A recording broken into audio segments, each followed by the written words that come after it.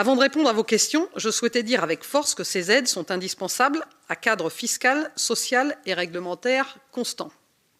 Tout d'abord, elles nous ont permis de faire de la France le pays le plus fibré d'Europe et de généraliser le très haut débit. C'est suffisamment rare pour le souligner. La Cour des comptes vient de donner un satisfecit général au plan France très haut débit. Ensuite, par essence, les projets de recherche et développement ne trouvent pas tous d'application immédiate, voire ils échouent, au moins temporairement. C'est pourquoi le soutien public à la recherche est essentiel. Sans soutien public, pas de recherche. Sans recherche, l'avenir d'un État s'assombrit. Ces aides sont donc aussi une condition de l'influence de la France sur les réseaux du futur et dans les instances normatives mondiales. À cet égard, la baisse du crédit impôt recherche n'est pas un bon signal. Le soutien de l'État ne devrait pas faiblir, il devrait même se muscler. En effet, les mesures actuelles ne compensent pas la symétrie fiscale dont nous souffrons par rapport à nos grands concurrents en Europe. Et je vais prendre l'exemple en 2024. En comparant la France et l'Allemagne, Orange a réalisé en France un chiffre d'affaires de 17,8 milliards d'euros en France. Nous avons consolidé aux bornes du groupe Orange un résultat net de 2,9 milliards d'euros pour un chiffre d'affaires du groupe de 40,3 milliards d'euros. Nous avons versé, au titre des impôts et taxes français, 1,2 milliard d'euros. En parallèle, Deutsche Telekom a réalisé en Allemagne un chiffre d'affaires de 23,3 milliards d'euros. C'est 31% de plus qu'Orange sur son marché domestique. Consolidé aux bornes de son groupe un résultat net de 11,2 milliards d'euros pour un chiffre d'affaires de 116 milliards d'euros, qui s'explique par sa présence sur le continent américain.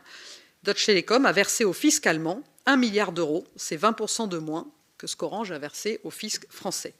Certes, nous sommes une entreprise multinationale, je le rappelle, nous opérons dans 26 pays et nous accompagnons nos clients grandes entreprises dans plus de 150 pays, mais nous sommes d'abord une entreprise multilocale. Si nous savons mutualiser certaines fonctions et demain des opérations réseau, les déploiements s'ancrent dans les territoires avec tous les investissements y afférents et nos investissements profitent triplement aux territoires. Ils génèrent des emplois locaux, ils produisent des services essentiels qui profitent à leur compétitivité locale. Mais s'agissant de la R&D, par exemple, des investissements dans les réseaux du futur, dans le cloud ou encore dans la cybersécurité, eux, ne sont pas attachés à un territoire. C'est donc une erreur de penser que nous pourrions être surfiscalisés à l'envi, car nous ne pourrions pas nous délocaliser. C'est d'ailleurs l'erreur commise au moment de l'instauration des IFER pour pallier la suppression de la taxe professionnelle.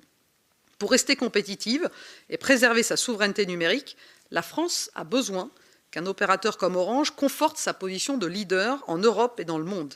Elle a besoin de doctorants et de post-doctorants dans les télécoms. Elle a besoin de retour sur sa contribution au budget européen. Faut-il davantage de transparence sur l'attribution des aides publiques ?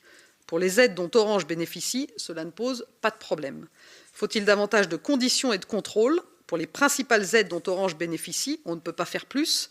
Les subventions pour les RIP, les subventions de connectivité et les projets de R&D sont déjà conditionnés par une livraison effective, des prises FTTH dans les RIP, ou par la production des factures pour IPCEI, ou le suramortissement, ou le guichet cohésion numérique. Une marge de progrès importante concerne en revanche le processus des aides publiques, la simplification des dossiers, l'accélération de leur instruction pour sécuriser les budgets et garantir l'effet de levier projeté, l'harmonisation du traitement des dossiers d'aide publique européenne, dont le guichet est confié aux États membres. C'est un vrai risque pour la France de toujours fixer des critères et conditions supplémentaires à celles posées par la Commission européenne. La plupart des autres États membres ne le font pas. Au final, cela remet en question l'attractivité de la recherche française.